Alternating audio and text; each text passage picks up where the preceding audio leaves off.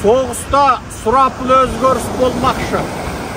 Көктем келе, осы алдағы Наурыз бастала сала, Украинаға Германиядан да, Англиядан да, Америкадан да өте жоғары сапалы, өте озық деңгейдегі танкілер жеткізіледі. Қазір мамандар оқытылып жатыр.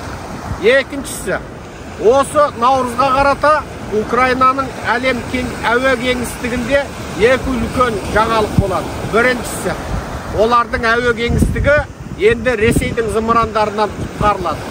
Себебі оларға франциялық және америкалық әуе қорғаныс жүйесі іске қосылып, енді Ресейдің атқан зымырандар да, қанатты ракеталар да, басқа ұшатын заттар, дрондар да Украина әуе кеңістігіне кіре алмайтын болады.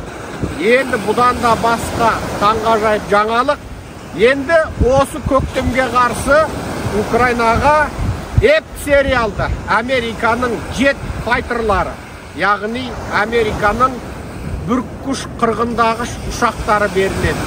Ал бұндай натолық стандарттағы натоның ұшақтары мен Американың ұшақтары ол Ресейдің тасталқан шығарады. Бұдан да өткен таңғажайып жағымды жаңалық, енді Украина Ресейге қарсы шабуылға шығуы мүмкін.